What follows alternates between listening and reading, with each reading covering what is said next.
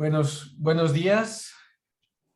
Entonces, continuamos ahora con el módulo de aprendizaje de máquina, y en esta segunda sesión del módulo tenemos como invitado al doctor Antonio Neme, que también es profesor del posgrado y de hecho también imparte el curso de inteligencia artificial. Él está en la sede Mérida y pues tiene mucha experiencia en aprendizaje profundo, en- también en visualización, en Big Data, en bioinformática. Pues tiene una visión muy amplia y mucha experiencia, y pues por eso me permití invitarlo. Y pues sin más, le doy la palabra y pasamos a esta segunda sesión de aprendizaje de máquina. Pues muchas gracias, Antonio. Al contrario, Luis, yo soy quien te agradece. De veras, para mí es un honor que me hayas invitado a dar una sesión en tu clase. Ustedes no lo saben, pero Luis fue mi maestro, sigue siendo mi maestro, lo sigo considerando mi maestro, aunque no siempre coincidimos en los puntos de vista, pero hace un montón de tiempo yo estuve del lado de ustedes y Luis fue mi maestro en un par de cursos en el posgrado.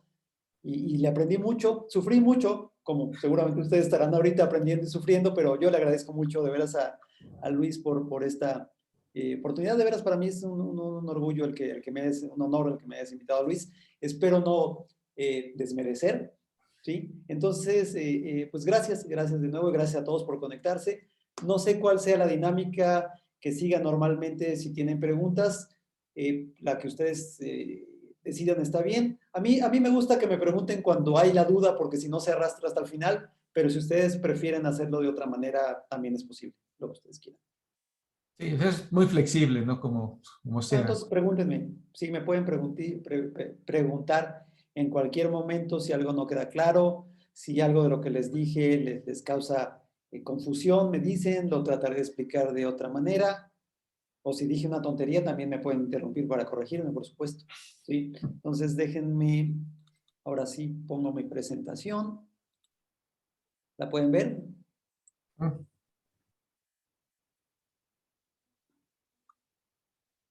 Ahora sí, déjenme, lo pongo en pantalla completa para que la puedan ver mejor. Ahí está. Entonces, bueno, pues voy a hablarles de aprendizaje profundo en general, y voy a hacer énfasis en las redes neuronales con arquitectura profunda. El concepto de aprendizaje profundo es algo, digamos, difuso, que iré, digamos, mencionando a lo largo de esta presentación.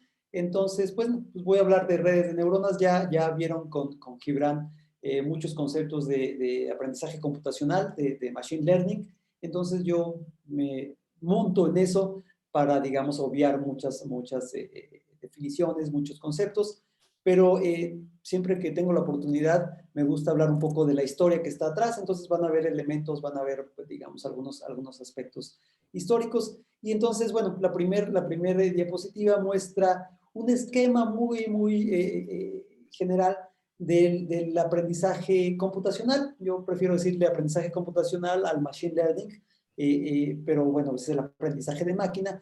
Y la idea es que tenemos dos conjuntos. Siempre en cualquier cosa que queramos aprender hay dos conjuntos.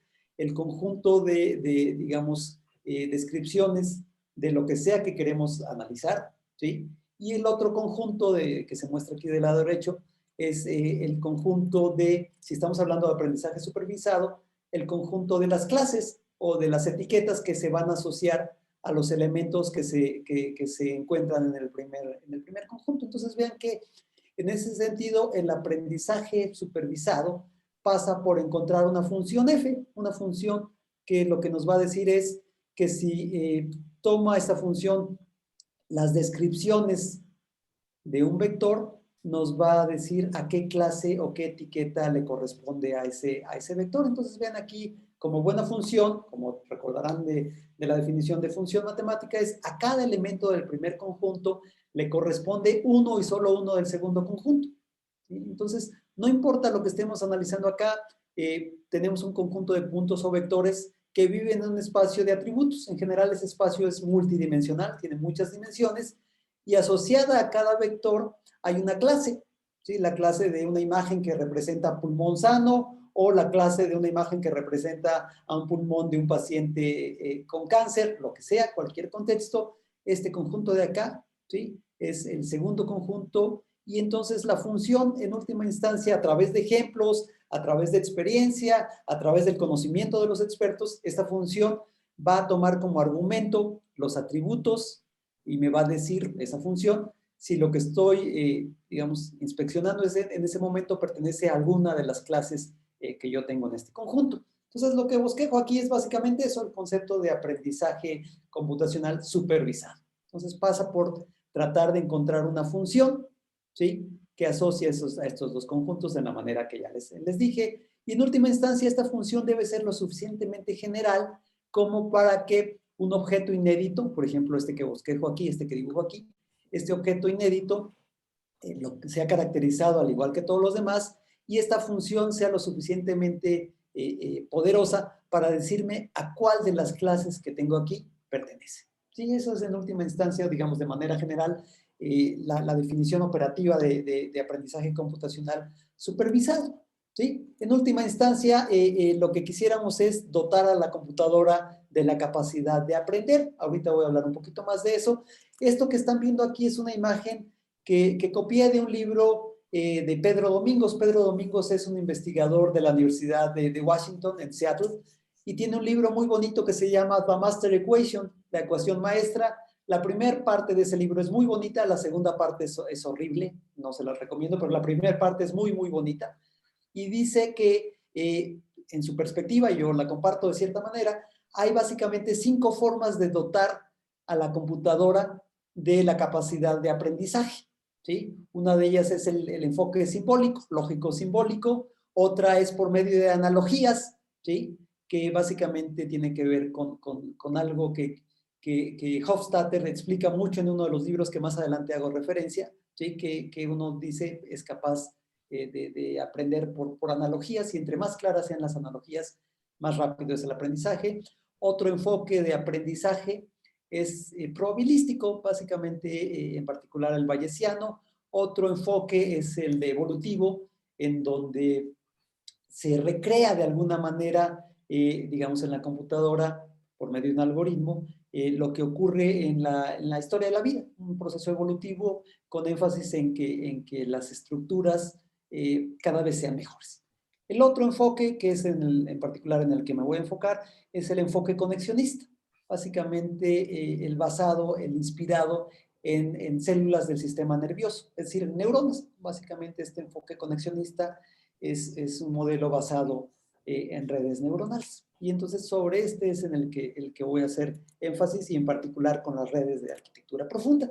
Y entonces, una de las definiciones de aprendizaje computacional pasa porque debe existir un conjunto de parámetros que sean modificables para que un sistema aprenda, ¿no? Entonces, en última instancia, quien plantea esta definición, o la corriente filosófica que plantea el aprendizaje desde este punto de vista, es que debe existir un conjunto de parámetros, ¿sí?, que se vayan modificando de alguna manera para que el sistema haga algo que antes no podía hacer, lo haga con menos error, lo haga de forma más rápida o lo haga de forma novedosa, ¿sí? Y entonces, a mí me gusta verlo de esta manera, el proceso del aprendizaje, como una modificación de parámetros. Estos parámetros son lo que los que hacen modelos se llama parámetros de control. Son parámetros que yo puedo modificar, y en última instancia lo que quiero es afectar algo en el sistema para que ese sistema pueda ser capaz, como ya dije,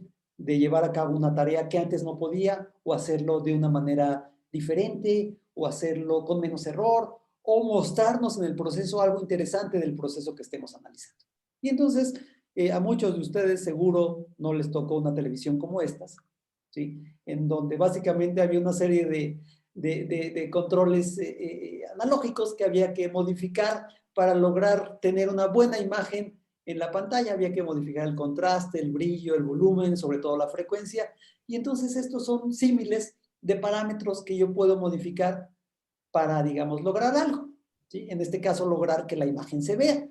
Y entonces, en este caso, digamos, uno va modificando los parámetros. Yo nunca aprendí realmente a modificar estos controles, ¿sí? Es que Entonces era era imposible. exactamente, qué bueno que no era yo el único, sí. Era una tarea titánica estar moviendo el contraste, el brillo, para que pudiéramos al final obtener una buena imagen. Y además, aparentemente hay más de una configuración de estos botones que nos llevan a una buena imagen. El punto importante aquí es que uno veía la imagen y sabía si a la hora de mover uno de los controles, la imagen estaba empeorando o estaba mejorando. Esa parte es fundamental porque nos estaba diciendo de forma casi inmediata si lo que hacíamos iba en buen sentido o iba en el mal sentido.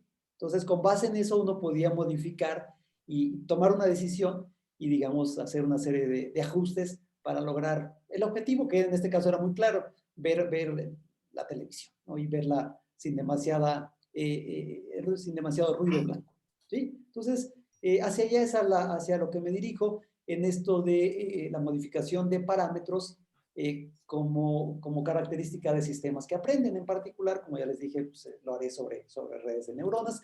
Esta serie de libros, me gusta poner aquí los libros que a mí me permiten o me permitieron o me han permitido entender buena parte de lo que hay atrás de una neuronal de arquitectura profunda en particular y de una red neuronal en general.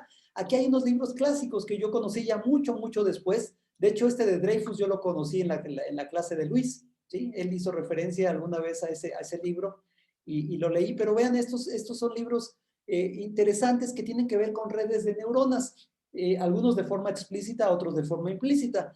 Este libro de Polya fue un matemático húngaro que fue un libro clásico porque dio a conocer para el público amplio, en donde yo me incluyo, la relevancia del razonamiento matemático, la capacidad de entender un problema de manera más o menos formal para a partir de ahí tratar de darle una respuesta. Luego, esto en realidad debió haber estado antes, un libro fundamental para el desarrollo de las redes de neuronas en general y para las de arquitectura profunda en particular, fue el de Donald Hebb, que se llama Organización de la Conducta, Organization of Behavior. Van a ver en unas diapositivas más adelante la contribución de Hebb. Otro libro muy importante es el de Marvin Minsky y el de Seymour Papert, Perceptrones. Este otro libro que yo lo consulto con mucha frecuencia, el libro de Dreyfus, que se llama, vean qué bonito título, What Computers Still Can Do, ¿qué no pueden hacer las computadoras todavía? Y aunque es un libro de 1972, ¿sí? Yo tengo el mío aquí, una copia, no sé dónde lo dejé, pero lo tenía a la mano. Este libro me gusta consultarlo porque plantea problemas que creemos que ya se habían resuelto y no. Es decir, con el devenir de lo que vamos a ver en unas cuantas diapositivas de las redes neuronales de arquitectura profunda, hay quien cree que ya están resueltos la gran mayoría de los problemas a los que se enfrenta la gente de inteligencia artificial y lejos de ello. Y este libro es fundamental porque nos hace, o al menos a mí me hace cada vez poner los pies en la tierra, ¿sí? Otro libro muy importante es este de Dromey, que se llama How to Solve It by Computer. Vean, lo puse a propósito abajo de este libro de Polya, porque lo que hizo Dromey es montarse en lo que ya había hecho Polya y decir, sí, el razonamiento matemático es muy importante, pero ahora con la herramienta computacional que tenemos a la mano, podemos plantear problemas desde otra perspectiva, ¿sí? Básicamente con algoritmos computacionales. Y entonces esto es una cosa muy bonita, es un libro muy bonito. Y en este libro se plantea la posibilidad de dotar a la computadora de la capacidad de aprendizaje semejante a lo que hacemos o lo que hacemos los organismos. Luego este otro libro de Jude es muy bonito porque se enfrenta al problema de las redes de neuronas desde un punto de vista formal. Básicamente dice que la modificación de los pesos en una red de neuronas de lo que voy a hablar en unos momentos, la modificación de los pesos es un problema NP completo, ¿sí?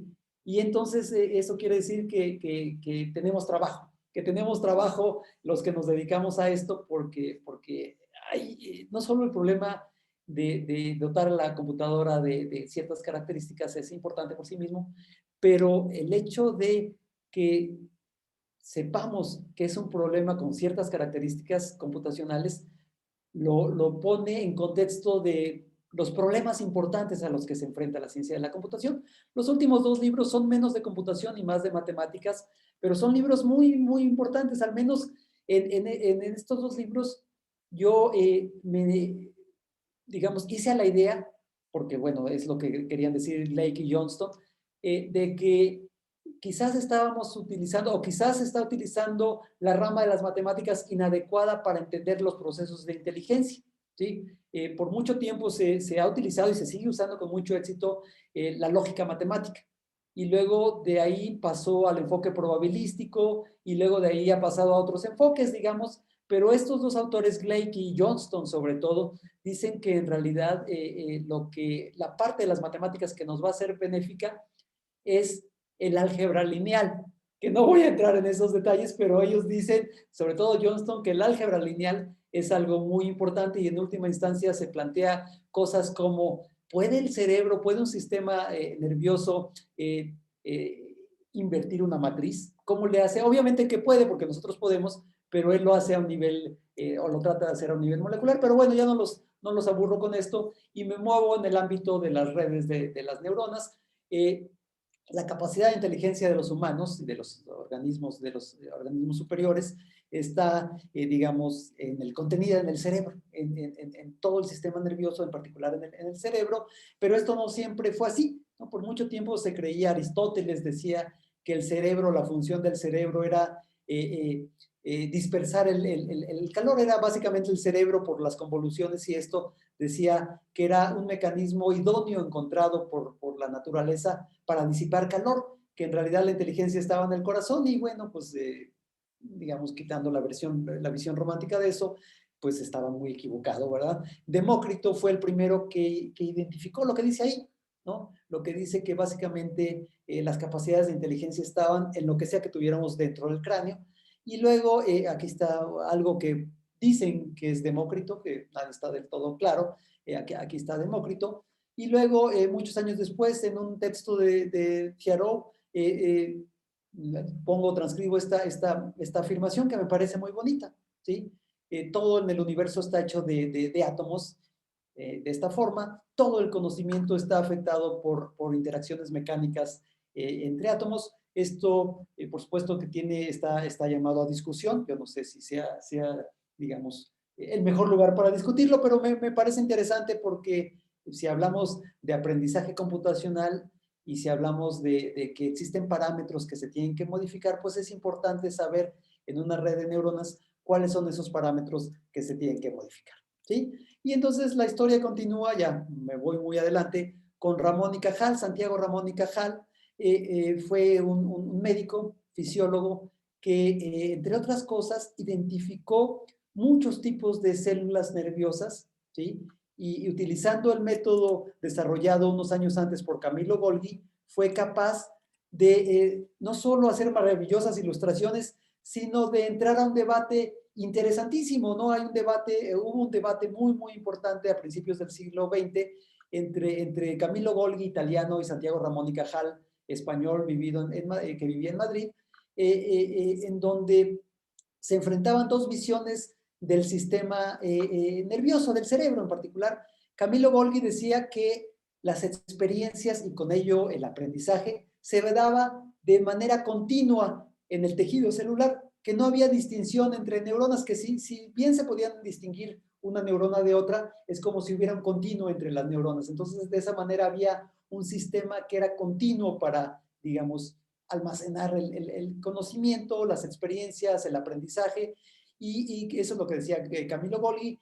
Ramón y Cajal decía que no, y de hecho él tenía muchos elementos para ello. Decía que había entre una neurona y otra un espacio, que había unidades discretas y que en la interacción entre esas unidades discretas es que se daba el aprendizaje. Básicamente lo que estaba diciéndonos es que en una sinapsis, en el punto de unión entre una neurona y otra, se podía modular esa sinapsis para codificar lo que sea que estuviéramos experimentando al aprender algo, el percibir algo, etc. ¿no? Entonces ese debate fue muy, muy importante, se decantó hacia el final, pues con lo que Santiago Ramón y Cajal decía, pero bueno, a los dos les dieron el premio Nobel en 1906, esto es un dibujo que hizo Santiago Ramón y Cajal, a los dos les dieron el premio Nobel de Medicina o Fisiología en 1906 por sus contribuciones, tanto de herramientas como Camilo Golgi, porque dio un método para teñir las células, como filosóficas y científicas en última instancia de Ramón y Cajal, porque fue quien dio los fundamentos para saber dónde buscar el aprendizaje en un sistema nérvico, en un sistema construido por neuronas, ¿no? Y entonces, dentro del aprendizaje conexionista, pues algo muy importante que tenemos que comprender es el concepto de neurona. Una neurona, como van a ver a continuación, es básicamente una unidad, al menos una neurona computacional, es una neurona, un modelo muy simple, ¿sí? Que hace algo, ese algo es, se duerme o se despierta con con una gradación. Bueno, lo voy a mostrar ahorita explícitamente, pero la idea es que entre más neuronas haya, los sistemas o los organismos son más inteligentes, ¿sí? Entonces, básicamente eso es lo que bosquejo aquí en estas diapositivas, en particular las capacidades de inteligencia están influenciadas por la cantidad de neuronas que hay en el cerebro. Y en última instancia, no solo por la cantidad de neuronas, sino por el cociente entre la cantidad de neuronas que hay en el cerebro y el peso del organismo, ¿sí? Y entonces aquí hay algo que los matemáticos le dicen alometría, que es básicamente una relación entre una cantidad y otra, ¿sí? Entonces esto es un dibujo bonito que por aquí nos muestra el humano. Vean dónde está el humano. Acá está el peso del humano y acá está el peso de su cerebro. Entonces vean que está por encima de lo que cabría esperar por azar. ¿Sí? Entonces, bueno, pues eso es básicamente aspectos generales de un sistema nervioso. Les hablaba yo hace rato del libro de Donald Hebb. Donald Hebb fue uno de los primeros en proponer cómo un sistema nervioso, cómo un conjunto de neuronas podía aprender. Básicamente dice que si una neurona de forma reiterada estimula a otra neurona, entonces entre ellas va a haber un crecimiento orgánico, va a haber una afectación en esa sinapsis que identificó Ramón y Cajal, va a haber una modificación para que ahora se haga más eficiente la estimulación entre una neurona y otra, ¿sí? Y entonces, básicamente, lo que nos decía Hebb es que cuando dos neuronas se unen por medios físicos, ¿sí? La transmisión de alguna señal se va a hacer de manera más eficiente. Otro aspecto muy importante para el aprendizaje computacional basado en el enfoque conexionista es el que propuso Vernon Mountcastle. Básicamente lo que dijo Mountcastle es que el procesamiento en el cerebro se hace en unidades corticales, que hay conjuntos de neuronas con ciertas características que se encargan de procesar la información, ¿no? Y esto ahora nos puede parecer obvio, pero no lo era, ¿no? Fue un proceso que llevó un tiempo, digamos, el aceptarse. Y entonces, ya, dejamos de lado los aspectos biológicos y ahora sí voy a comenzar a hablar de las neuronas en la computadora, ¿sí? Básicamente hay varios padres, varios investigadores, algunos de ellos asociados al MIT, pero no todos, que fueron dando pie al concepto de neurona en la computadora como símil de lo que ocurre en la naturaleza, ¿no? Esto que ven en la imagen anterior que ya no mencioné, es una imagen, un microscopio electrónico de una neurona con un axón y muchas sinapsis, ¿sí? Muchas dendritas, quiero decir, y por acá se ven las sinapsis, ¿sí? Y entonces Warren McCulloch y Walter Pitts propusieron la idea de una unidad que reflejara, de una unidad computacional que reflejara a una neurona. Y entonces tuvieron un libro, un artículo muy bonito, A Logical Calculus of Ideas Immanent in Nervous Activity, en donde propusieron estas ideas y basados a su vez en lo que Bertrand Russell y Alfred North Whitehead propusieron en un libro unos años antes, ¿no? Y entonces, ¿qué es lo que propusieron ellos? Que una neurona podía ser vista como una unidad que recibía estímulos, ¿sí? Que recibía estímulos y con base en estos estímulos podría llevar a cabo una acción, ¿no? El modelo de McCulloch y Pitts, MP, ¿sí? Era básicamente eso. Y luego fue refinado por Frank Rosenblatt. Frank Rosenblatt decía, sí, estos estímulos que percibe un perceptrón, le llamaron perceptrón, ¿sí? Pueden ser modulados. Estos Ws son los parámetros de control, lo que va a permitir que el estímulo que reciba esta neurona sea modulado por algún parámetro. Vean que aquí esta neurona, este perceptrón, recibe 3 estímulos, 3 entradas, pero cada una de estas entradas va a ser ponderada por algún peso, es decir, lo que llegue acá a esta neurona no va a ser lo que se envíe por acá, sino va a ser multiplicado, ¿sí? Por este parámetro, lo mismo acá y lo mismo acá. Y entonces lo que dijo Frank Rosenblatt es, este modelo, ¿sí? Puede verse como un mecanismo de integración y disparo. ¿A qué se refiere con eso? Va a sumar todos los estímulos que lleguen acá y los va a ponderar, es decir, va a ser la suma de los estímulos ponderados. Si esta suma de estímulos es suficientemente alta, lo que va a hacer es despertarse. Entonces, básicamente se bosqueja como esta imagen que ven acá abajo, la función de activación. En el eje de las X tenemos la suma de los estímulos, ¿sí? ¿Cuántos estímulos recibe este perceptrón? Si estos estímulos en el eje de las X exceden un cierto umbral, la neurona se empieza a despertar y entre más alto sea el estímulo, puede que se despierte cada vez más, es decir, que su nivel de actividad sea mayor. Entonces, este modelo lo refinó Frank Rosenblatt y aquí se plasma buena parte de lo que ocurre en los modelos más sofisticados que vamos a ver en unas cuantas diapositivas, que en los modelos de redes de neuronas de arquitectura profunda. Tenemos una unidad, un mecanismo al que le llamamos perceptrón, que recibe estímulos y estos estímulos pueden ser ponderados. En la modificación de estos pesos es que vamos a encontrar el aprendizaje. Cuando se modifiquen estos pesos es que vamos a permitirle a la red aprender a hacer algo de una manera que bueno, ya hemos quejado un poco con Gibran y que voy a hablar yo un poco más. En última instancia, esto es el modelo básico de un perceptrón, ¿sí? Tenemos dos partes, la parte en la que se integran, es decir, se suman todo lo que recibe, ¿sí? Y esta X se va a aplicar como argumento a alguna función. Esta función es la función de activación, ¿sí? Esta función puede ser una de muchas. En este caso estamos viendo la función escalón, o Heaviside en inglés. Vean que lo que nos muestra esta función de activación es que si los estímulos no exceden un cierto umbral al que le llamamos teta, ¿sí? Si los estímulos en X no exceden este umbral, la neurona está dormida, pero si los estímulos en X exceden este valor de umbral, la neurona se despierta.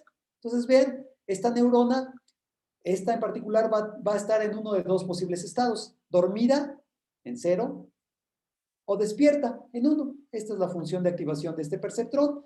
Por supuesto que es muy simple, y este perceptrón es capaz de hacer varias cosas interesantes. No entro en los detalles, pero si encontramos un conjunto de parámetros, ¿se acuerdan que había Ws asociadas a cada entrada? Si encontramos algunas Ws adecuadas, podemos construir un perceptrón que sea capaz de computar la función booleana O. ¿Qué es esto? No entro aquí en los detalles, pero en última instancia, este perceptrón que ven aquí, ¿sí? Este perceptrón es capaz de computar la función lógica O. Recordarán de sus clases de lógica, la función lógica O. Este otro perceptrón que se parece mucho al anterior, pero ya tiene una modificación en uno de los parámetros, es capaz de computar la función booleana Y, la I quiero decir. Ahora, un punto importante es que un perceptrón solito, ¿sí? Vean aquí hay 2 entradas para este perceptrón porque son funciones booleanas de 2 argumentos. Este perceptrón, ningún perceptrón es capaz de computar a la función booleana O exclusiva. ¿Se acuerdan que la función O exclusiva solo es verdadera cuando una y solo una de las premisas es verdadera? Entonces, básicamente no existe un perceptrón que pueda hacer eso. Y dirán, pues qué chafa los perceptrones que no son capaces de computar la función O exclusiva, pero en principio se pueden conectar neuronas en red, como vamos a ver a continuación. En última instancia, digamos, cuando modificamos parámetros en un perceptrón, entre otras cosas, lo que podemos hacer es clasificar. Vean que un perceptrón, como los que les acabo de mostrar, sería capaz de distinguir entre clases que son linealmente separables. Un perceptrón en última instancia puede ser visto como una máquina que traza hiperplanos. Entonces vean, si ustedes quieren distinguir entre naranjas y limones, Si estos son objetos, son ejemplos de las dos clases, de la clase naranjas y de la clase limones, pues entonces lo que hay que hacer para distinguirlos adecuadamente es encontrar una función discriminante, una función que nos diga que en una de las regiones solo hay elementos de una clase y en la otra región solo hay elementos de la otra clase. Esto es en última instancia lo que el perceptrón sencillito que les acabo de mostrar hace, traza hiperplanos, ¿sí? Eso es en última instancia lo que hace y entonces pues los aspectos matemáticos del trazado de esos hiperplanos es lo que le da a un perceptrón, a una red de perceptrones, la capacidad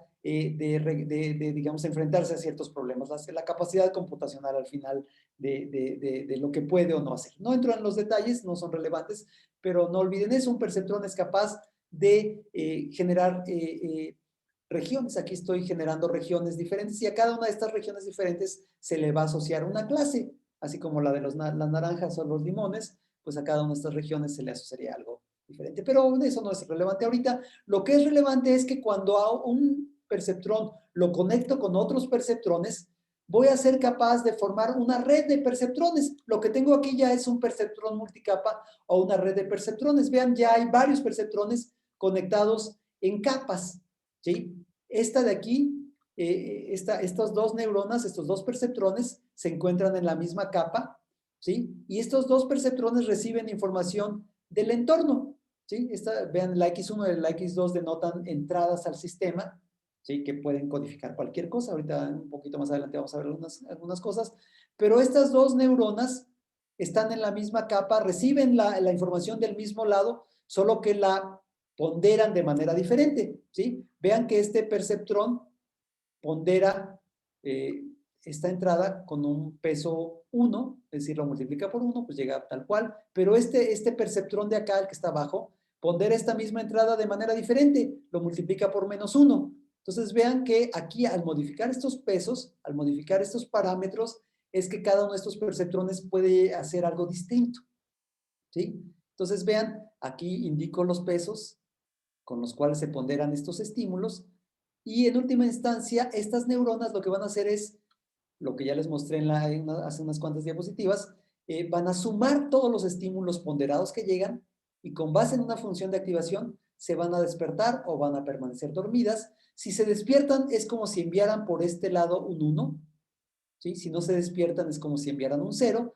Y vean que este perceptrón que se encuentra una capa más adelante, este perceptrón, ¿sí? Va a ponderar el estado de actividad de cada una de estas neuronas por algún peso, en este caso es 1, y lo que va a hacer es, perdón,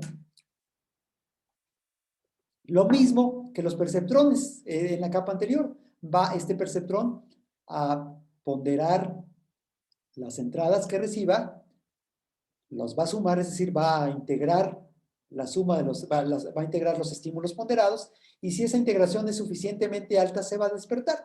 Esta red que ven aquí, esta red de 3 perceptrones con estos pesos, con estos parámetros, ¿sí? Es capaz de computar la función lógica O exclusiva, algo que un perceptrón solito no podía hacer. Entonces vean aquí ya, lo que ganamos es que cuando conectamos a perceptrones en una red, aumentamos las capacidades del sistema, ¿sí? Una red de perceptrones puede hacer muchas más cosas que un perceptrón solito, ¿sí? Y entonces, en última instancia, una red de neuronas, una red de perceptrones, es un aproximador universal de funciones. Los detalles matemáticos de esto son fascinantes, pero tienen que ver con el problema 13 que planteó David Hilbert en el Congreso Internacional de Matemáticas en 1900. En última instancia, Hilbert se preguntaba, ¿puede una función cualquiera, ¿sí?, ser aproximada como una composición finita de funciones de un solo argumento, además de la suma?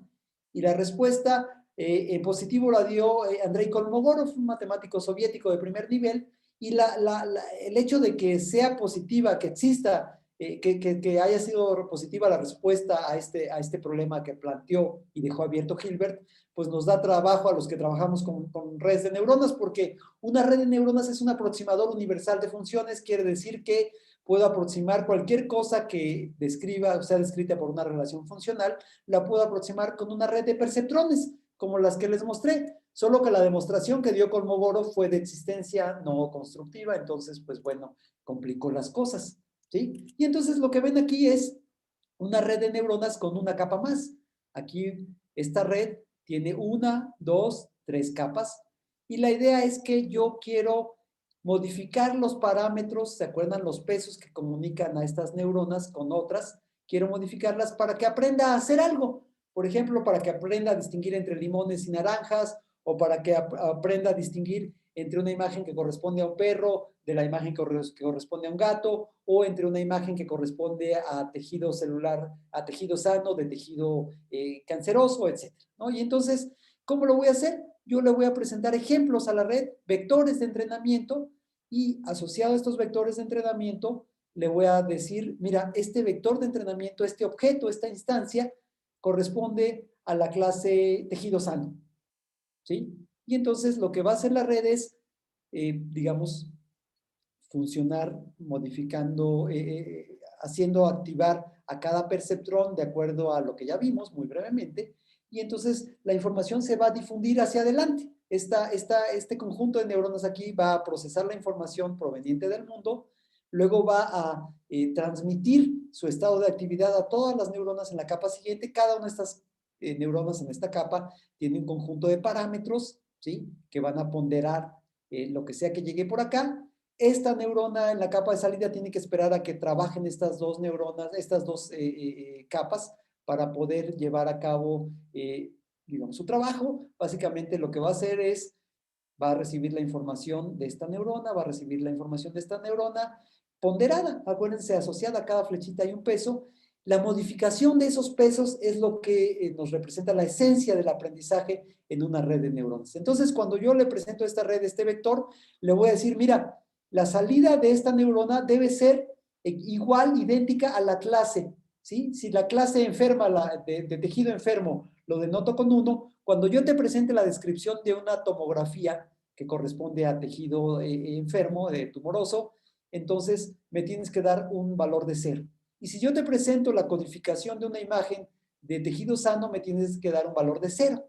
¿Sí? Si no me das ese valor asociado que codifica la clase como 0, 1 o cualquier otro valor, entonces esta red no lo hizo bien. Quiere decir que tengo que llevar a cabo una modificación de pesos para que la salida esperada, ¿sí?, se alcance, es decir, que para que la salida obtenida sea idéntica a la salida esperada. Eso es en última instancia operativamente lo que hace una red de neuronas, ¿no? Procesa información de la entrada a la capa siguiente, a la capa siguiente, a la capa siguiente, a la capa de salida, y comparo en última instancia lo que obtuve para este vector, lo comparo con lo que debía haber obtenido. Si no es equivalente lo que obtuve a lo que debía haber obtenido, quiere decir que hay un error, quiere decir que tengo que llevar a cabo una modificación en los pesos, en los parámetros libres, en los controles de la televisión que les mostré hace un momento, y la modificación de esos parámetros, ¿sí?, se puede hacer de muchas maneras. Se puede hacer de muchas maneras, se puede hacer por fuerza bruta, se puede hacer como una búsqueda aleatoria.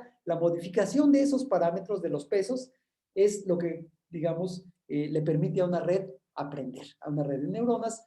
Una de las formas que está, digamos, fundamentada en el cálculo y que se utiliza con mucha regularidad en las redes de neuronas es backpropagation, la regla delta generalizada con retropropagación del error, ¿sí?, que entre otros propuso Rumelhart, pero que en realidad el primero que la propuso, y solo que se supo mucho tiempo después, fue un finlandés, Seppo Linnanima, ¿sí? Y él propuso una forma, digamos, estructurada, racional, de entrenamiento de una red de modificación de pesos en su tesis de maestría, ¿sí? Y que además Seppo Linnanima estuvo en la misma universidad en donde trabajó y estudió Linus Torvalds, ¿no?, el creador de Linux. Y de hecho, Seppo Linnanima es el primer doctor en computación de Finlandia, ¿no?, de cualquier universidad finlandesa.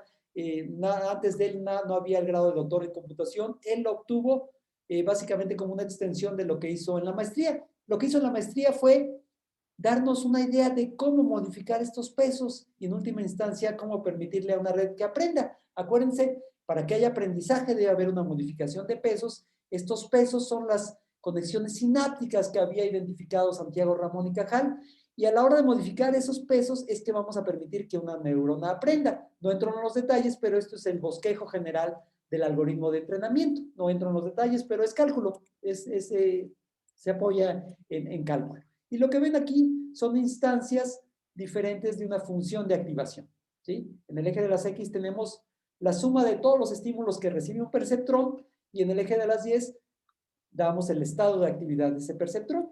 Ese estado de actividad es una función no lineal, en este caso, de qué tantos estímulos recibe una red. Pero bueno, estos son meramente los detalles operativos de cómo entrenamos a una red de neuronas en general, ¿sí? Ya me voy a saltar, esta fue la parte más técnica de toda la sesión, ya voy a entrar a algo que nos acerca, de hecho llegamos al aprendizaje profundo, ¿sí? Déjenme, de esta imagen anterior, solo les platico que este libro es muy bonito, se llama Blondie 24. El nombre podrá sonarles rarísimo, incluso misógino, pero es un nombre muy, muy bonito que le permitió a David Fogel entrenar a una red de neuronas que fue capaz de, por sí misma, aprender la estrategia para jugar a las damas inglesas, al checkers, ¿no? Y lo hizo por medio de una red de neuronas con muchas capas y entrenada por un algoritmo genético. Y en este libro da la historia de lo que ocurrió. Además de una historia computacional interesante, fascinante, es una historia, digamos, de la psique humana, de la sociología y la psicología de los humanos, porque cuando construyó este sistema con Chelapila, que era su estudiante de doctorado en aquel entonces, quería que este sistema aprendiera por sí mismo la estrategia para hacer algo. Ese algo era jugar a las damas inglesas y tenía que hacer que este sistema jugara con mucha gente y lo tenía que hacer en línea. Y entonces la forma que encontró para atraer usuarios usuarios humanos que quisieran jugar con este sistema y dotarlo de la capacidad de hacerlo cada vez mejor, se tuvo que fingir que era una chica de 24 años rubia. Entonces, cuando en línea entraba y se ponía, el primer nombre que se puso fue Lord Vader, en referencia a Darth Vader de las Guerras de las Galaxias, nadie quería jugar con este sistema. Se tuvo que fingir ser una chica rubia californiana surfista de 24 años para atraer hordas de las criaturas de la noche, ya saben, de los que se conectan para jugar a altas horas de la noche. Entonces así fue que Fogel y Chelapila lograron atraer centenas de humanos que entrenaran a este sistema, ¿no? Y la historia la platica muy bonita en este libro, ¿no? Y de ahí el nombre, ¿no? Es, como les digo, no solo la historia computacional, sino la historia psicológica, filosófica y antropológica de lo que ocurre en estos ámbitos, ¿no? Entonces vale mucho la pena, pero ya, vamos moviéndonos a eso que le llaman aprendizaje profundo. Vean que ahorita hablé de redes de neuronas con 1, 2 o 3 capas, ¿sí? Cada una de esas capas lleva a cabo una tarea, como vamos a ver ahorita, pero la idea de dotar de muchas capas a una red, ¿sí? Es lo que le va a dar el concepto de profundo, ¿sí? Y esta historia viene también de la fisiología. David Hobel y Thorsten Wiesel, Wiesel noruego y Hobel inglés, fueron, quiero decir estadounidense, fueron investigadores en neuro. Básicamente lo que hicieron fue darse cuenta que hay estructuras de la corteza cerebral que se especializan en detectar cierto tipo de patrones, ¿sí? Básicamente lo que dijeron es que hay regiones que se activan cuando, esto es un estrato de su artículo original, hay regiones que se activan cuando los patrones los patrones visuales se parecen a una línea recta horizontal, a una línea vertical, a una línea inclinada a 45 grados. Lo que identificaron Thorsten y Wiesel en una serie de experimentos sobre gatitos que ahora estarían prohibidísimos, es que había regiones de la corteza cerebral que se activaban ante estímulos muy particulares. Lo que hicieron básicamente fue, dejaron que gatitos recién nacidos, después de que abrían los ojos, estuvieran en cuartos en donde las paredes, el techo, solo tenía líneas horizontales. Y a otro conjunto de gatitos los dejaron en habitaciones únicamente con líneas verticales. Y después de un tiempo, estudiaron a los gatitos y se dieron cuenta que los gatitos solo podían reconocer líneas horizontales. Veían el mundo como si fueran un colectivo de líneas horizontales o líneas verticales. Y entonces a la hora de inspeccionar el cerebro de los pobres animalitos se dieron cuenta que había regiones que se activaban para cierto tipo de estímulos, y eso es fundamental para lo que viene, ¿sí? Lo que viene es el primer trabajo de una red de arquitectura profunda, es decir, una red que tiene muchas capas y, como vamos a ver en unas cuantas diapositivas, cada capa extrae cierto tipo de atributos. En última instancia, lo que hacemos en las redes de neuronas es transformar un conjunto de atributos, un conjunto de datos que viven en un espacio de atributos, lo transformamos a otro espacio con otros atributos, ¿sí? Y entonces en cada capa se va haciendo una transformación. Les voy a mostrar un ejemplo de ello un poquito más adelante, pero lo que vamos haciendo es extraer atributos, extraer atributos, extraer atributos, y en última instancia, ya que se extrajeron un montón de atributos, digamos, con grados de abstracción cada vez mayor, se va a llevar a cabo una clasificación. ¿Se acuerdan cómo distinguir entre limones y naranjas? Y entonces el primer trabajo de arquitectura de red neuronal profunda fue dado por Fukushima en 1980. En este trabajo, ¿sí? Lo que hacía Fukushima era mostrar un montón de capas, de neuronas viviendo en capas diferentes, en capas en las cuales se extraían atributos, se procesaba información, se enviaba esa información a la siguiente capa, y luego en esa otra capa se extraían otros atributos que se enviaban como entrada a la siguiente capa, etcétera, etcétera. Y su trabajo fue muy, muy importante, pero estuvo en el olvido por mucho tiempo, ¿sí? Aquí se ve básicamente un poco lo que hace el modelo de Fukushima. Vean esta imagen, un patrón visual, una A. En esta capa hay neuronas que solo se activan cuando hay un patrón en particular, por ejemplo, en un piquito. Cuando hay un piquito, solo se activan este tipo de neuronas. Cuando hay esta configuración, solo se activan este tipo de neuronas. Cuando hay este tipo de configuración, solo se activan cierto tipo de neuronas. Vean que, no sé si haya ingenieros en electrónica aquí, pero si los hay, esto lo identificarán como filtros, ¿sí? Los ingenieros en electrónica esto lo dicen filtros, y vean que esta activación se propaga a la siguiente capa en donde se detectan otro tipo de atributos, y al final, después de muchas capas, ¿sí? Lo que se va haciendo es detectar cierto tipo de atributos con base en, digamos, lo que se hizo en la capa anterior, ¿sí? Esta me la salto, no viene al caso ahorita, esta también me la salto. Unos años después, Jan LeCun, Hinton, Hobart y otros propusieron un modelo que se hizo más famoso de red neuronal de arquitectura profunda, que hacía básicamente lo mismo que el modelo de Fukushima, solo que con muchos más niveles y muchas más, digamos, especificaciones. Básicamente lo que se hacía es de un conjunto, de un vector de entrada, se extraían una serie de atributos, ¿sí? Esta serie de atributos se procesaban de alguna manera, como vamos a ver ahorita, y se enviaban a la siguiente capa. En esta otra capa se extraían otros atributos de los atributos que se obtuvieron acá, y se iba creando una estructura, un tensor, ¿sí? Que es básicamente, piénsenlo como una matriz de matrices, un tensor es el nombre técnico, en donde se van construyendo, se van, digamos, almacenando los atributos que se vayan extrayendo de acá. Acuérdense, como en el modelo de Fukushima, hay instancias, ¿sí? Que se activan solamente ante un determinado tipo de estímulo, que sabemos qué es lo que ocurre en la corteza cerebral por los trabajos de Hubble y Wiesel, ¿no? Y entonces, básicamente lo que ocurre es algo como esto. Ya, aquí estamos llegando por fin a lo que nos atañe, al aprendizaje profundo, ¿no? Lo que tenemos es un conjunto de capas, muchas capas, y en cada capa tenemos uno o más mapas de activación. Básicamente lo que se va haciendo en cada capa y en cada mapa de activación es extraer cierto tipo de atributos, ¿sí? Recaracterizar, mapear esta imagen, este conjunto de puntos que viven en un espacio de dimensiones. En este caso, en una imagen en general hay 5 atributos. La coordenada X y Y en el lienzo, ¿sí?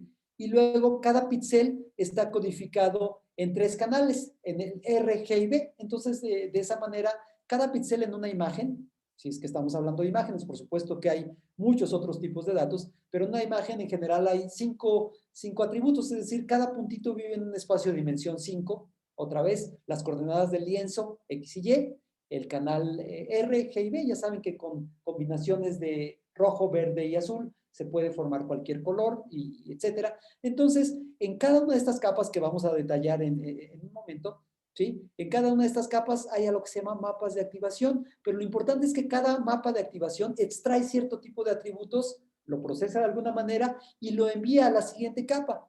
Esta capa también tiene mapas y extrae de los atributos que fueron enviados de acá cierto tipo de información que procesa de alguna manera y lo envía a la siguiente capa. Y así consecutivamente, en la última etapa de una red neuronal de arquitectura profunda, lo que tenemos es un clasificador.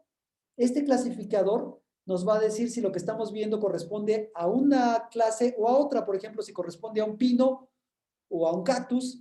¿Sí? Este clasificador, con los datos con los que va a trabajar, no son con los datos que estamos viendo acá, sino con los datos que fueron extraídos en todo este proceso, ¿sí? Y entonces este clasificador puede ser cualquier cosa. Puede ser, pueden aplicar regresión logística, pueden aplicar otra red de neuronas, pueden utilizar un bosque de decisiones, etcétera. Pero en última instancia, ¿sí? Este clasificador nos va a decir, de alguna manera, la clase a la que pertenece este objeto. Por ejemplo, nos va a decir, mira, es mucho más probable que lo que estás viendo sea un cactus a que sea un tenedor. ¿Sí? ¿Cómo lo hace? Permítanme pasarme a la siguiente diapositiva. Lo que ven aquí es tres mapas de activación de la primera capa. Acuérdense, estamos viendo esta imagen arriba a la derecha. Y entonces, por ejemplo, un mapa ya entrenado, esto ya es el resultado de un entrenamiento, de una red que fue entrenada. ¿Sí? Este mapa lo que hace es, se activa, digamos, de esta manera. Lo que haría este mapa sería sustituir el código, los colores que hay en esta imagen, por esta representación. El segundo mapa, ¿sí? Lo que haría sería sustituir esta imagen por esta representación que ven acá, y el tercer mapa la sustituiría por la representación que ven acá. Véanla un momento, vean qué creen que obtenga cada uno de estos mapas. Véanlo como un filtro, ¿no? Una especie de filtro, ¿sí? ¿Qué hace cada uno de estos mapas? Vean, el tercer mapa es curioso, véanlo así. Vean en la imagen original, acá hay una sombra. ¿Ven que si detectan que hay una sombra aquí? Hay sombras en otras partes, por supuesto, de la imagen, pero esta es muy particular. Vean lo que hay aquí. Aquí hay una sombra. Y vean lo que hace este mapa. Lo que muestra este mapa es el contorno de esa sombra. ¿Sí? Hay, por supuesto, otras regiones de sombra. ¿Sí? Y entonces, por ejemplo, esta que está aquí abajo. Vean lo que está, la sombra que se proyecta de este cactus. Esta sombra es detectada por este mapa de activación aquí. ¿Sí? Entonces, digamos, la interpretación, una de las críticas, va a haber varias críticas más adelante, muchas críticas a las redes de arquitectura profunda, pero una de las críticas fuertes a las redes de neuronas de arquitectura profunda es que la interpretación de lo que está haciendo cada uno de estos mapas no es trivial. En este caso, como es un ejemplo de juguete, pues sí es fácil, ¿no? Vean lo que está, o relativamente fácil. Lo que muestra este mapa, ¿sí? Los atributos que extrae de esta imagen es la presencia de sombras y las denota con esta línea, ¿sí? Aquí hay otras sombras, vean, aquí en el nopal de aquí abajo hay otras sombras. Este mapa trata de subrayarlas, trata de identificarlas. Este mapa en particular, nadie le dijo a este mapa, a esta parte de la red, que se enfocara en detectar sombras. Eso no iba explícito. Se logró por medio de un proceso de aprendizaje, pero lo que está haciendo este filtro, este mapa, es activarse de forma alta, de forma clara, cuando hay una sombra, ¿sí? Otros filtros hacen otras cosas. No es fácil la interpretación de este en particular, sí es fácil, porque lo que hace es detectar sombras. Pero lo que hace cada uno de estos mapas en esta capa es extraer cierto tipo de atributos. ¿Cómo lo hace? Básicamente lo que tenemos aquí es una codificación de numeritos, es decir, la representación del azul, del verde, del color café, se representa por números, ¿sí? Y vamos a ir recorriendo ventanita por ventanita. Esto se llama un campo receptivo. Esta ventanita se recorrería toda la imagen. Aquí hay dos ejemplos de campos receptivos. Y lo que se hace es multiplicar matrices. Este campo receptivo lo vamos a multiplicar por los pesos aquellos de los que hablé. ¿Se acuerdan que dije que los pesos eran los parámetros que nos iban a permitir que la red aprendiera? Modificando estos pesos es que yo voy a hacer que una red haga algo. Ese algo es distinguir, por ejemplo, entre cactus y tenedores, o entre cactus y pinos, etc.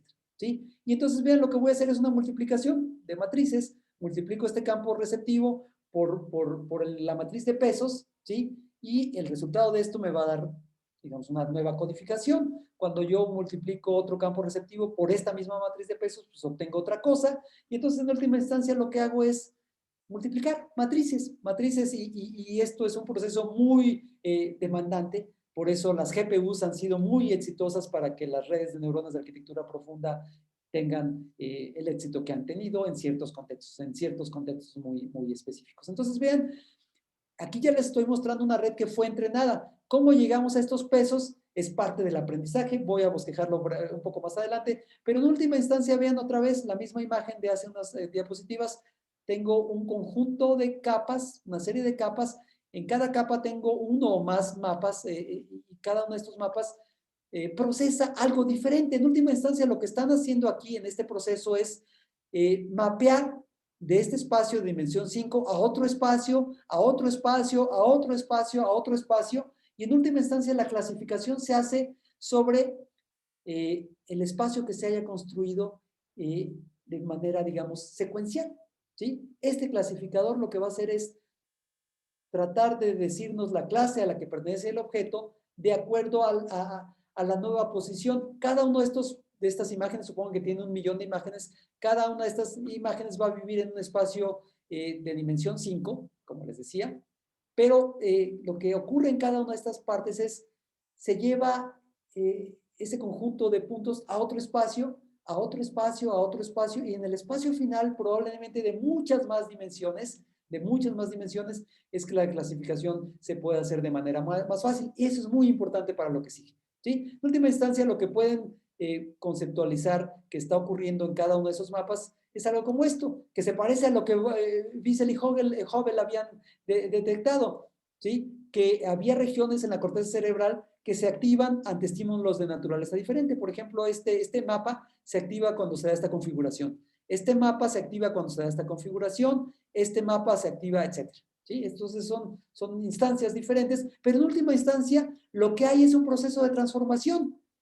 Vean lo que están viendo del lado izquierdo, es un conjunto de 2.000 puntos, ¿sí? Esto se le llama, esto es un círculo, pero el nombre técnico es una bola métrica en 2 dimensiones. Cada puntito se codifica como 2 coordenadas, ¿sí?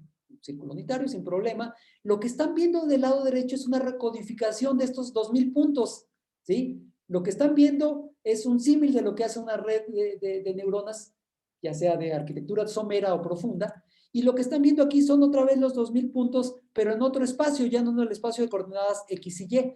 El nuevo espacio está dado por la distancia esperada, la distancia promedio de un punto a todos los demás, ¿sí? Y en el eje de las 10, la distancia máxima la distancia entre un punto y su punto más alejado. Entonces, vean, lo que están viendo aquí es, resume lo que hace una red de neuronas. Recodifica el espacio de atributos, en este caso a un espacio de la misma dimensionalidad, ¿sí? Pero podrían haberlo hecho a otro. Y lo que ganamos con eso es que podemos entender lo que hay detrás de los datos desde otra perspectiva y en última instancia lo podemos clasificar mejor. Entonces, vean, lo que hay aquí, lo que ven del lado derecho es el círculo, ¿sí? Este círculo de 2.000 puntos lo están viendo desde otra perspectiva. Esta otra perspectiva nos da información que no era necesariamente clara acá. Este proceso de transformación, de mapeo, es lo que ocurre en cada una de las capas en una red de neuronas, ¿sí? En última instancia, una red de neuronas va extrayendo información en cada capa, en cada capa, en cada capa, y va construyendo algo que se llama un tensor, que no entro en los detalles, pero que es muy importante. Y ya, digamos, la parte del aprendizaje en una red de neuronas de arquitectura profunda se lleva a cabo por algo que se llama diferenciación automática. ¿Se acuerdan que el proceso de entrenamiento, una de las formas de entrenar una red de neuronas era con la regla de la cadena? Les dije que estaba basada en cálculo, entonces eso quiere decir que tenemos que diferenciar.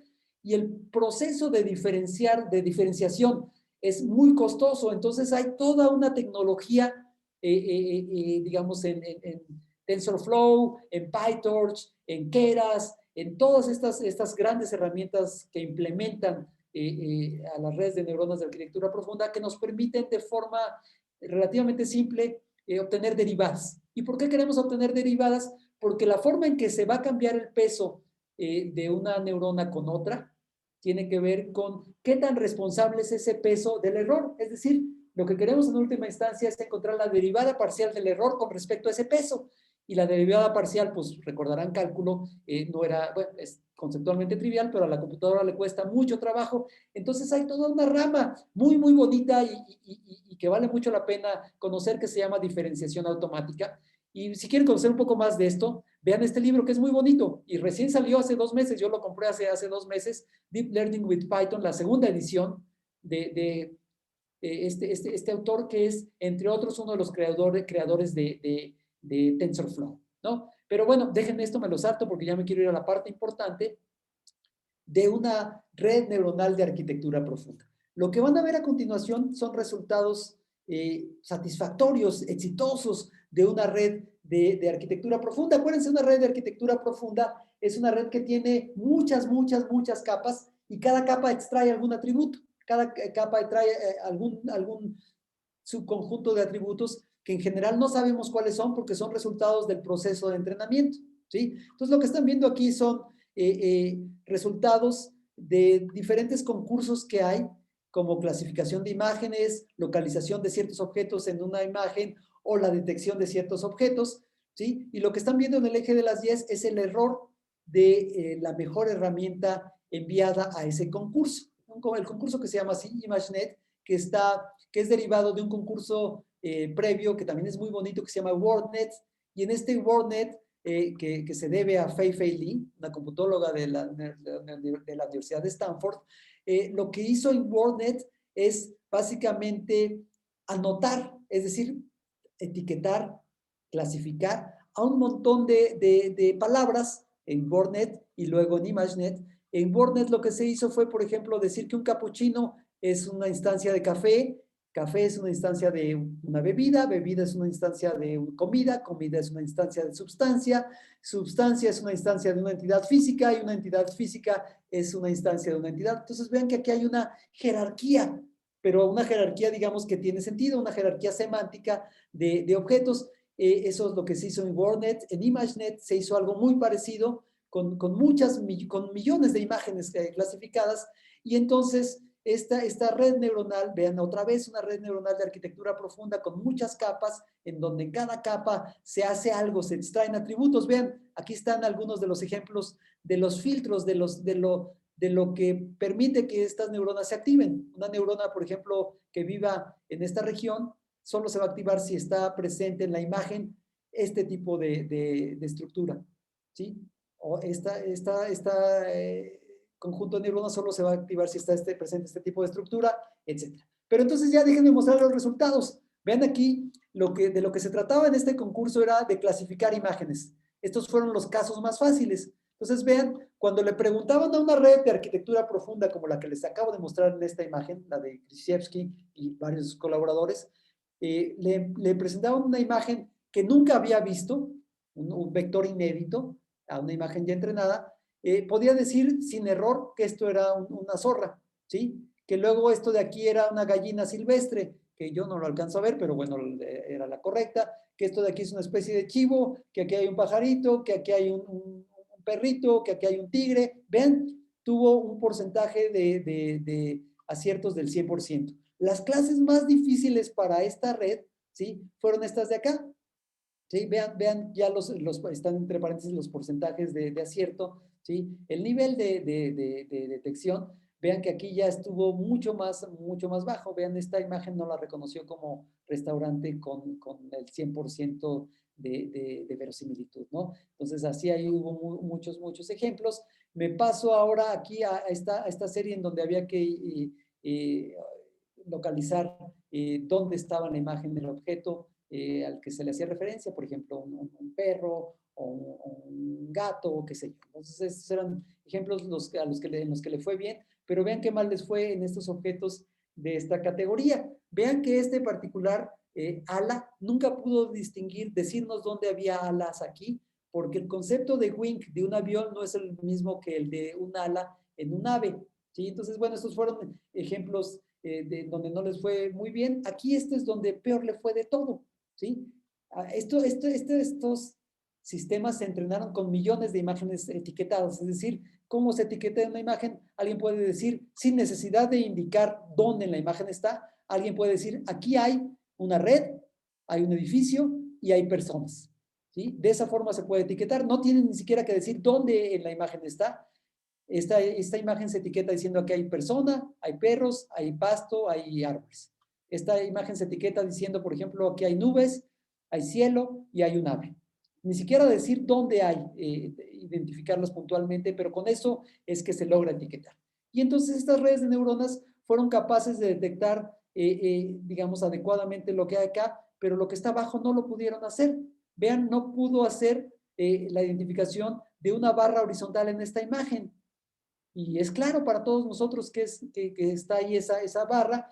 Y entonces hay muchos ejemplos en donde a la red de neuronas no le va bien. Implementar redes de neuronas es muy fácil. Esto es uno que yo hice el copy-paste de una red neuronal de arquitectura profunda que construí hace un tiempo. Es extremadamente fácil, ya todo está montado ahí. Si tienen una buena computadora, si tienen un buen servidor, lo pueden hacer de forma relativamente fácil.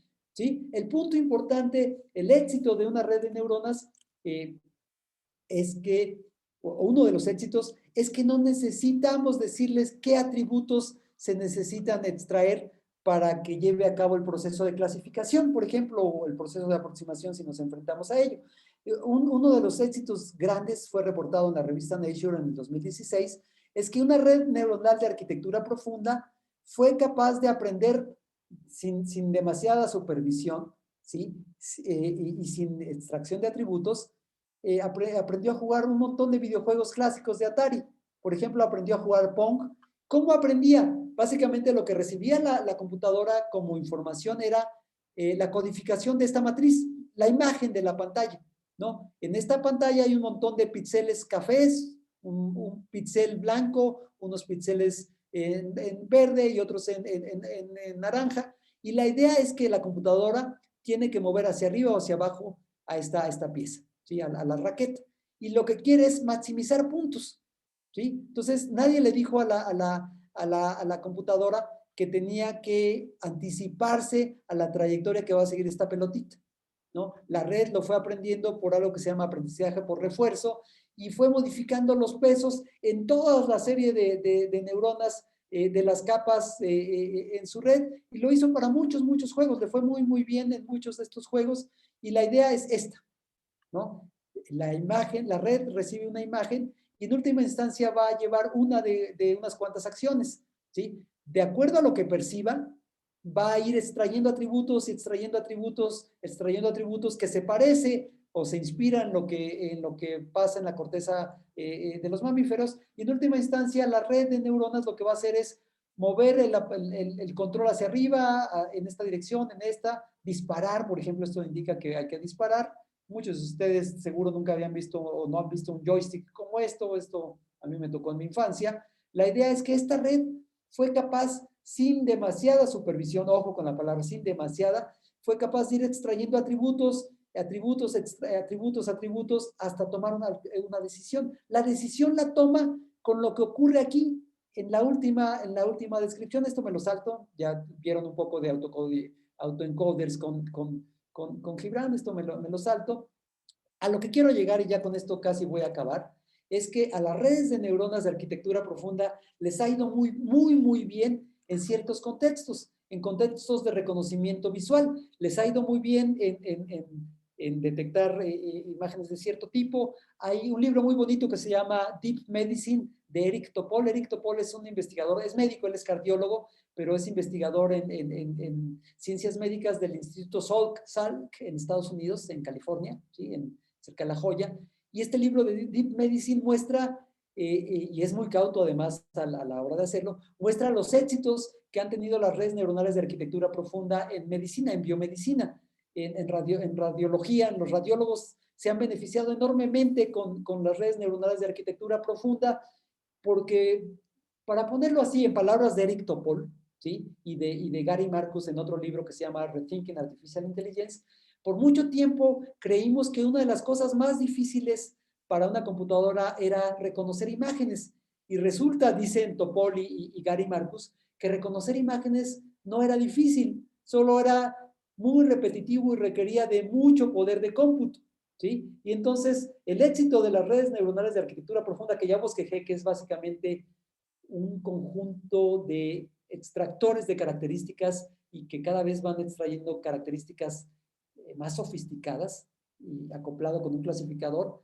El éxito de eso es porque, dicen ellos, y yo estoy parcialmente de acuerdo, el reconocimiento visual no era tan difícil como se creía hace 20, 30, 50 años, ¿sí? Pero déjenme platicarles brevemente de uno de los fracasos más sonados de este tipo de redes, de cualquier red de neuronal, ya sea de arquitectura somera o profunda. Hay una serie de problemas que se llaman los problemas de Bongard, que propuso Mikhail Moiseyevich Bongard, que fue un computólogo ruso que murió muy joven, murió en un accidente de escalada. A él le gustaba hacer escalada y murió en las montañas, no me acuerdo si fue en Mongolia, pero bueno, murió muy joven.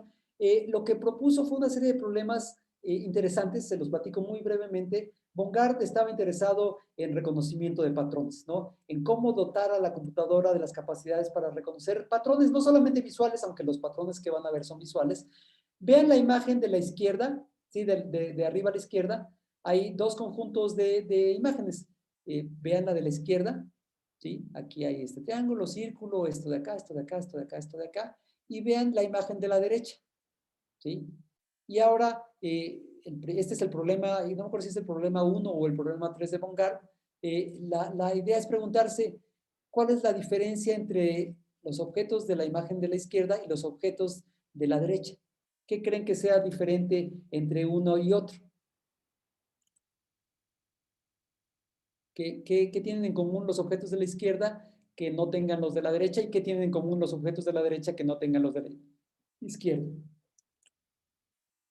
Vean que son muy poquitos puntitos, ¿verdad? Es decir, hay ¿cuántas? 3 objetos de un lado y 3 de otro. Los 3 objetos de la izquierda, ya que nadie quiere responder, lo respondo yo.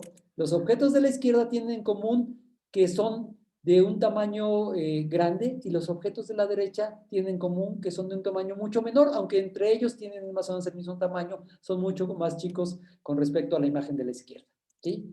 ¿Cómo le harían? ¿Cómo le harían para que una computadora fuera capaz de darse cuenta de eso? ¿Sí? Eso es lo que le interesaba a Bongard. Vean la imagen de la izquierda. Ahora abajo es la imagen que está abajo. La imagen de la izquierda otra vez tiene 6 objetos, la imagen de la derecha tiene otra vez 6 objetos.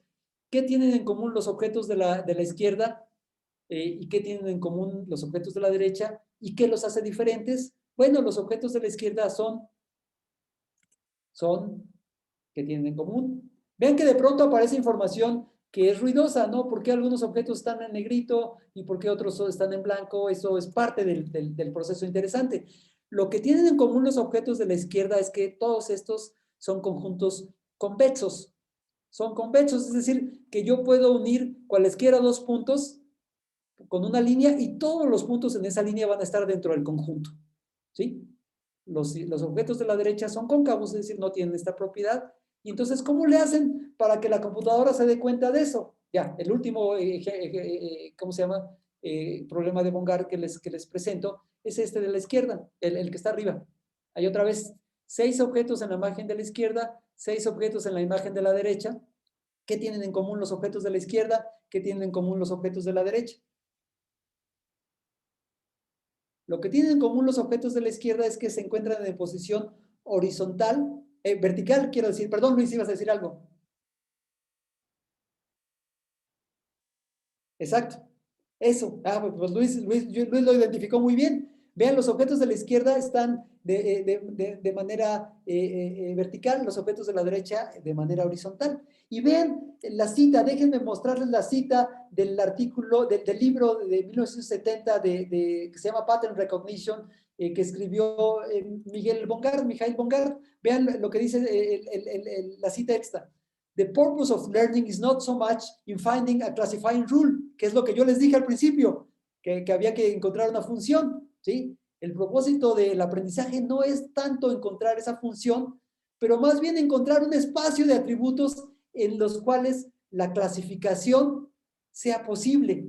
Y esa frase que estuvo oculta porque básicamente era ruso y soviético, y de este lado del mundo no se leían a los soviéticos, Eso es lo que después surgió en otra herramienta también desarrollada por soviéticos, las máquinas de soporte vectorial, y es lo que después surgió con las redes de arquitectura profunda. Acuérdense lo que les dije, lo que quiere hacer una red de neuronas es llevar a otro espacio los vectores de entrenamiento, llevarlos a otro espacio, para que en ese otro espacio la clasificación sea posiblemente más fácil. Pero bueno, les platico esto porque vean lo que hay aquí abajo. Lo que hay aquí abajo es que también le fue a una red neuronal de arquitectura profunda para tratar de resolver cada uno de los problemas de Bongard. Los problemas de Bongard son solo 100, pero se han ido incrementando con problemas muy semejantes que propusieron Douglas Hofstadter y otros investigadores. Hay una, de hecho no lo dije, pero lo digo ahora. En estas dos ligas pueden enfrentarse a los problemas de Bongard. Consúltenlas, van a ver ahí una colección de problemas de Bongard muy, muy, muy interesantes. Entonces, en el 2020, esto fue 2020 o 2019, ya no me acuerdo, se dieron a la tarea de entrenar a una red de neuronas de arquitectura profunda para que detectara esto que les pedí que hicieran ahorita, ¿sí? Y vean qué mal le fue a las redes neuronales de arquitectura profunda en algo tan simple conceptualmente. Vean el porcentaje de problemas que resolvieron adecuadamente. Resolvieron 20 de 100, aquí resolvieron 10, aquí en esta categoría 25, aquí resolvieron, vean, de entre 150 y 200, en realidad 200. Dentro de estos 200, la red neuronal de arquitectura profunda resolvió 10. Vean que aunque hace muy bien ciertas cosas, aunque una red neuronal de arquitectura profunda es capaz de distinguir si en un tejido hay presencia de células malignas, o es capaz de jugar, aprender a jugar videojuegos, o es capaz de aprender a jugar Go. Ya no hablé de Go, pero ese por sí mismo es un problema muy interesante. Aunque hace cosas muy bien, es incapaz de hacer algo tan simple como esto, ¿sí? Y entonces, por eso les digo yo que aquel libro de Dreyfus de What Computers Still Can Do es una referencia obligada todos los días a los que trabajamos en esta área, porque nos pone los pies en la tierra. Vean qué mal le fue a estas redes de neuronas para resolver estos problemas que son muy simples. ¿Por qué le fue tan mal?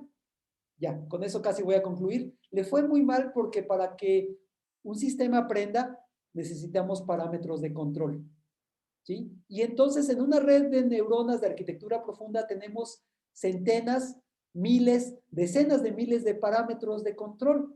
Modificar esos parámetros, esos miles de parámetros de control, requieren de inmensas, inmensas bases de datos. Si no tenemos bases de datos enormes, enormes, enormes, el proceso de aprendizaje va a ser lo menos inadecuado, ¿sí? Y vean que aquí, pues tenemos muy poquitos ejemplos. Vean que en general los humanos, los organismos biológicos, aprendemos con muy poquitos ejemplos. No tuvimos que ver 750,000 imágenes de un perro para abstraer la categoría perro. No tuvimos que hacer 1,000,000 de sumas para entender el concepto de suma. Con esto lo que quiero decir es que aprendan redes neuronales de arquitectura profunda, sí, pero no es lo único que deben de aprender. Porque si es lo único que aprenden, en 10 años ya no van a tener trabajo. Lástima que esto quedó grabado para la posteridad, y si en 10 años me equivoqué, se van a acordar de mí y van a decir qué mal estuvo. Pero lo que quiero decir con esto es sí, hay que aprender la herramienta, es una herramienta fundamental, pero a diferencia de algunos colegas, no digo de dónde, pero hay algunos colegas que creen que estamos en el pináculo de la inteligencia artificial. Y bueno, aquí vean esto. O sea, no, no, no es el caso.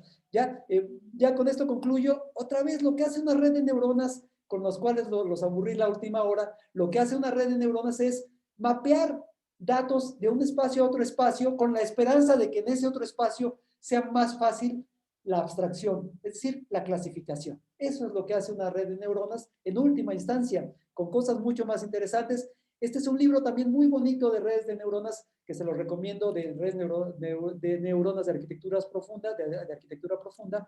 Y ya, no tengo más que decir, ya de hecho me muevo hacia el final, no sin antes decirles que hay otros tipos de redes de neuronas de arquitectura profunda que no son del perceptrón. Esto de aquí es un trabajo del 2005 de Tetsuo Furukawa, que es un SOM es un Self-Organizing Map, un mapa autoorganizado, es otro tipo de red de neuronas, y aquí lo que hace es acopla SOMs en varias escalas, y básicamente lo que está haciendo es construir un modelo de redes de neuronas diferente, totalmente diferente al mapeo autoorganizado, pero que también es de arquitectura profunda y hace cosas padrísimas, ¿sí? Pero bueno, ya, básicamente eso es lo que les quería decir.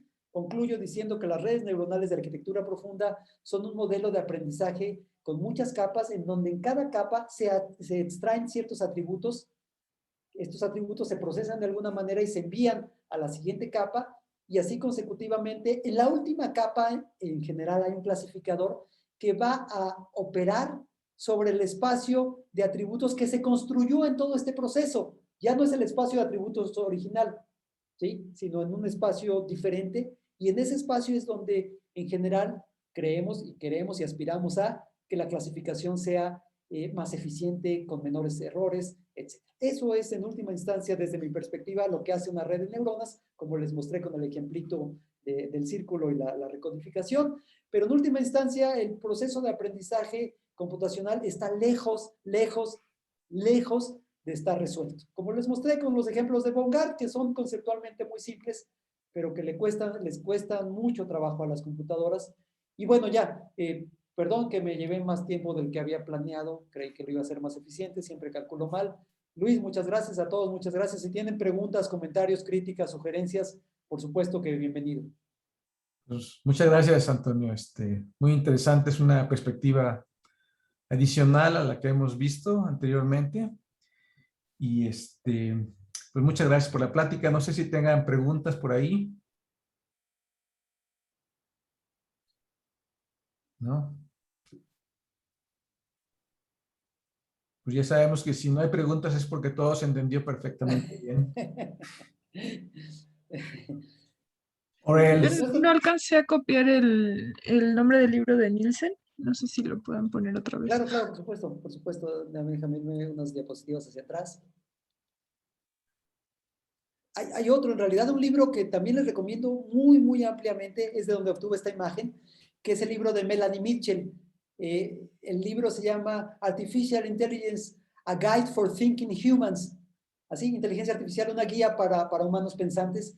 Es un libro muy, muy bonito, y Melanie Mitchell es una crítica fuerte de inteligencia artificial, pero ella trabaja en inteligencia artificial, ¿no? Los que trabajamos en inteligencia artificial, no sé qué opinas tú, Luis, pero a mí me enoja mucho cuando los filósofos o los antropólogos o los sociólogos critican inteligencia artificial porque no saben inteligencia artificial, ¿no? Es decir, la crítica de la gente que no sabe no es constructiva, definitivamente, no es constructiva. O sea, todos esos, a los que ahora se llaman bioeticistas, etcétera, a mí me irritan porque no saben de lo que hablan, ¿no? Pero cuando la gente que sabe de lo que habla hace crítica, es fundamental, es fundamental. Y Melanie Mitchell hace inteligencia artificial, pero además es crítica de la inteligencia artificial, y su libro, del que les hice mención, hace una crítica fabulosa, y además van a aprender un montón cuando lo lean. Así se llama, Artificial Intelligence, A Guide for Thinking Humans, ¿sí? A Guide for Thinking Humans. Pero el libro de Nielsen, al que hice referencia, que es muy, muy buen libro, ¿sí? Y lo encuentran, es un libro libre en internet. ¿Ahí dónde está? Lo acabo de, pues sí lo puse, ¿verdad? Ya no les hablé de esto, pero es padrísimo, ¿sí? Es este. Por supuesto, si les interesa, bueno, queda grabado, pero además les puedo dar las diapositivas, se las hago llegar a Luis y ahí las pueden tener y todo, por supuesto. Sí, gracias. Pues sí, o sea, siempre que se hace una crítica desde la ignorancia, pues, o sea, es improductivo, ¿no? O sea, es muy importante que la crítica se haga desde el conocimiento. Y yo creo que en computación, y en particular en inteligencia artificial, efectivamente hay muchas ramas del pensamiento donde se habla de la computación por diferentes especialidades, diferentes, por gente que no ha hecho computación, ya sea implementando máquinas o programando máquinas, etcétera. Y pues sí, tal vez muchas veces la intuición que se adquiere con la práctica sí es muy importante en la formación del concepto. Entonces, efectivamente, por ejemplo, dentro de la filosofía de la ciencia, la filosofía de la computación, mucha gente que no ha hecho computación, pues a veces yo sí pienso que muchas de las conclusiones a las que se llegan es por no tener esa intuición de haber digamos, metido a las manos directamente, ¿no? Pero por supuesto, lo que tú dices es muy cierto. O sea, la crítica, para que sea constructiva, siempre tiene que ser desde el conocimiento.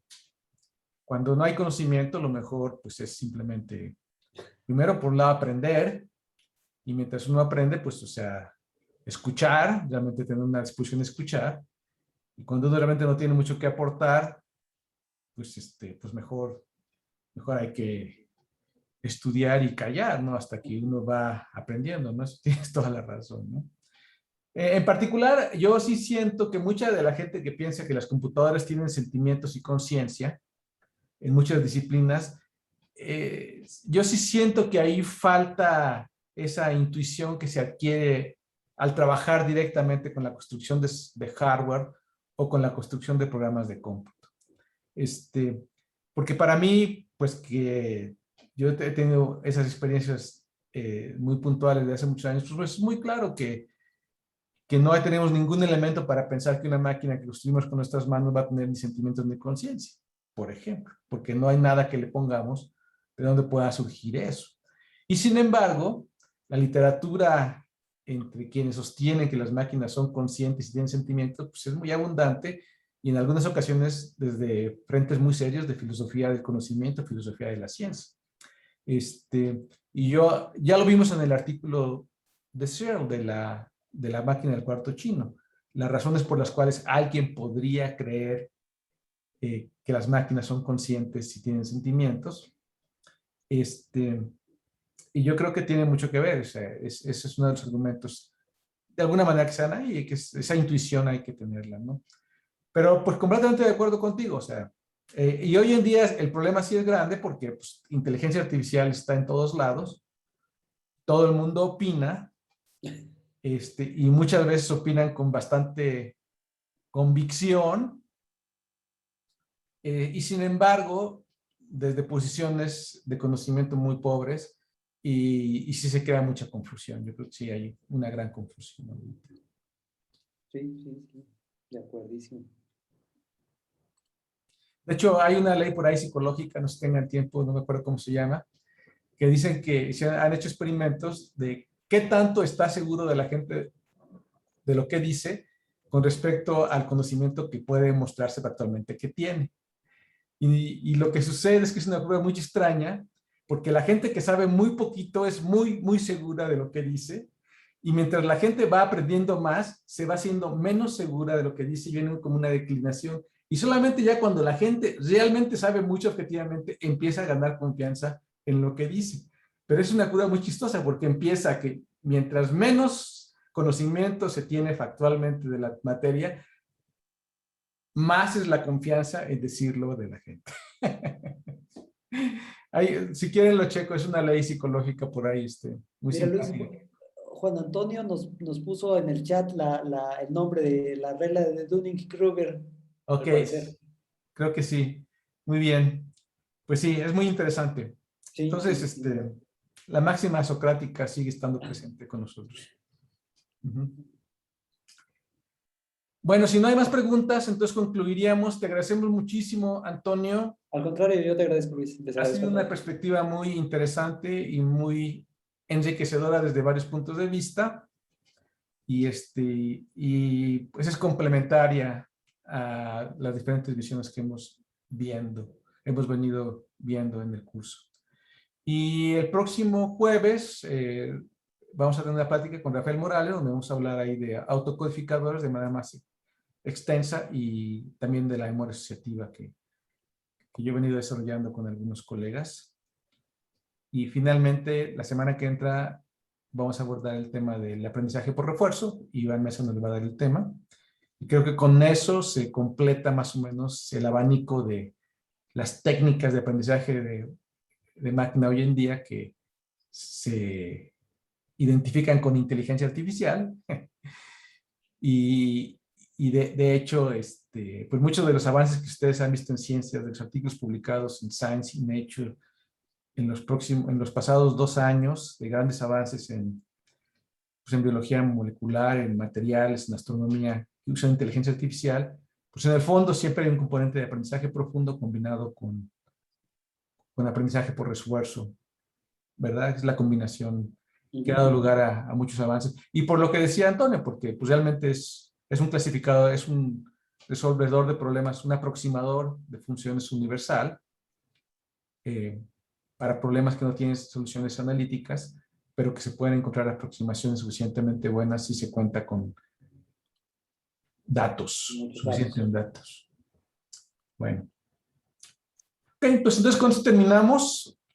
Muchísimas gracias y nos vemos el próximo jueves. Hasta luego. Gracias, Luis. Gracias a todos. Les Muchas agradezco gracias. mucho. Adiós. Gracias. Gracias. Nos vemos. Adiós. Gracias.